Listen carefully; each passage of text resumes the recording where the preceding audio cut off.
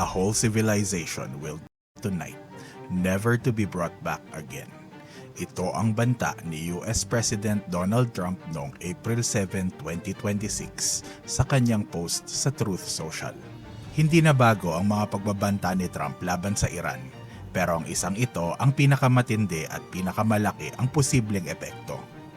Sa video na ito, hihimayin natin ang mga posibleng ibig sabihin ng bantang ito at kung ano ang maaaring mangyari kapag natuloy ito. Siyempre, gagamitin natin ang kasaysayan bilang basihan. Kung sibilisasyon ng pag-uusapan, nagsimula ang Iran bilang kaharian ng Persia mahigit 2,500 taon na ang nakakaraan. At mula pa noon ay paulit-ulit na itong nasakop, nawasak at muling bumangon. Isa sa mga pinakaunang halimbawa ay nang sakupin nito ni Alexander the Great noong 330 BC. Pero kung pag-uusapan natin ng Iran bilang ang bansa na kilala natin ngayon, nagsimula ito noong 1501 nang masakop ni Ismail I ang syudad ng Tabriz at idineklara ang kanyang sarili bilang Shah o Hari ng Iran sa ilalim ng Safavid Empire. Sa ilalim ng mga Safavid, ang watak-watak na teritoryo ay pinag-isa sa ilalim ng kanilang pamumuno at opisyal na tinawag na Iran. Sa ilalim din ng mga Safavid nagsimulang maging sentro ng Shia Islam ang Iran. Nagtagal ang pamumuno ng mga Safavid hanggang patumbahin ni Mahmud Hotak ang Safavid dynasty noong 1722.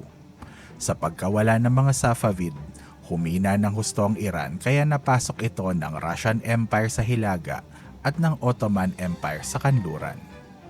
Pagdating ng 1736, muling pinag-isa ang Iran sa ilalim ni Nader Shah Afshar nang matalo niya ang mga Ottoman at nakipagkasundo sa mga Russian upang umalis sa kanilang nasakop na teritoryo. Matapos pag-isahin ni Nader Shah ang Iran, hindi na ito muling tuluyang nahati tulad ng dati, kahit na paulit-ulit itong pinasok, pinahina at napasailalim sa mga dayuhan.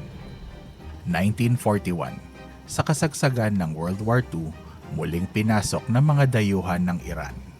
Ang UK sa timog at ang Soviet Union naman mula sa hilaga. Sa loob lamang ng ilang araw, napilitang sumuko ang Iran. Kasunod nito ay pinababa sa pwesto ang hari na si Reza Shah Pahlavi at pinalitan ng kanyang anak na si Muhammad Reza Pahlavi. Sa puntong ito, iisang bansa pa rin naman ang Iran, pero nahati ang kontrol nito sa pagitan ng dalawang dayuhang bansa. Bagamat may sarili itong hari, hindi ganap ang kapangyarihan niya sa kanyang sariling bansa.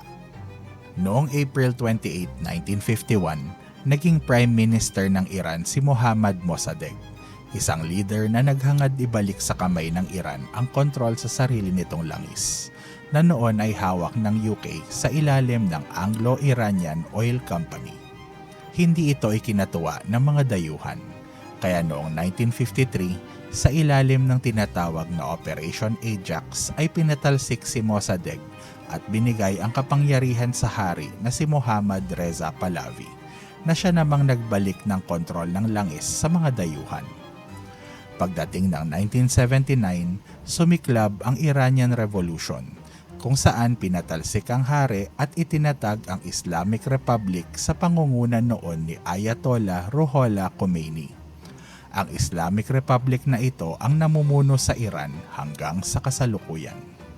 Check mo pala ang video na ito kung gusto mong matutunan ng mga detalye ng 1979 Iranian Revolution. Kung pagbabasehan ng kasaysayan, malinaw na ang Iran ay paulit-ulit na nasakop, nahati at nagpalit ng pamahalaan. Ngunit nananatili itong iisang sibilisasyon hanggang sa ngayon. Kaya kung ang pag-uusapan natin ay ang tuluyang pagkawala ng kanilang sibilisasyon, malinaw na pinapakita ng kasaysayan na hindi ito basta-bastang mangyayari. At kung titignan natin ang kasaysayan, may ilang mga bansa na sa Middle East na dumaan sa regime change sa tulong ng US. Kabilang dito ang Afghanistan, Iraq at ang Libya. Tingnan natin kung anong nangyari sa kanila. Noong 2001, pinasok ng US ang Afghanistan kasunod ng pag-atake ng Al-Qaeda sa World Trade Center noong September 11, 2001. Ang Al-Qaeda ay pinangungunahan ni Osama bin Laden na pinoprotektahan noon ng Taliban sa Afghanistan. Sa ilalim ng nooy presidente na si George W. Bush, nagbanta ang US na susugurin ng Afghanistan at pababagsakin ang gobyernong Taliban kung hindi nila isusuko si bin Laden. Hindi nila sinuko si bin Laden at sumugod ang US. Sa loob ng 2 dekada, hindi natapos ang labanan at sa huli, umurong ang US at muling bumalik sa kapangyarihan ng Taliban noong 2021. Noong 2003 naman, sa ilalim pa rin ni Bush, sinugod naman ng US ang Iraq sa paniniwalang may hawak na mga weapons of mass destruction si Saddam Hussein.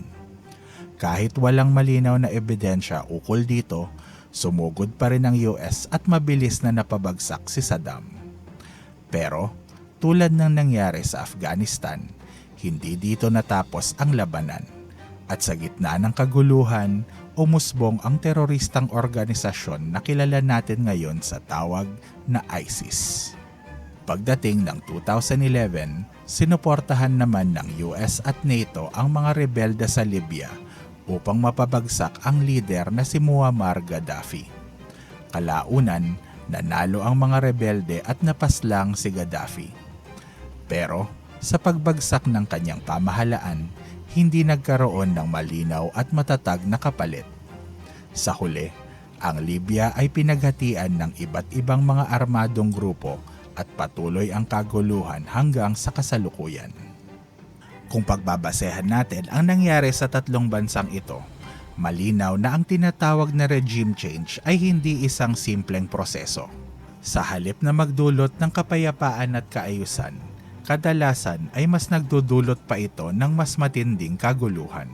Kung itutuloy ni Trump ang banta niyang tuluyang pabagsakin ng Iran, ay maaaring magresulta ito hindi lang sa kaguluhan sa Iran, kundi maging sa kaguluhan sa rehiyon ng Middle East at maging sa buong mundo. Hindi maikakailang makapangyarihan ng US at kung gugustuhin nila, malamang kaya nilang pabagsakin ng Iran.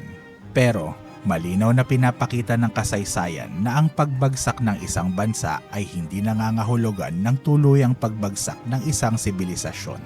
Sa huli, ang pinakamahalagang tanong ay hindi kung kaya bang burahin ng US ang Iran, kundi kung ano ang mangyayari sa Iran at sa buong mundo kapag nagawa nila ito.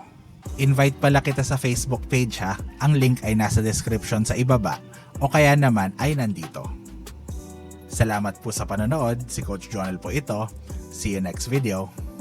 Bye.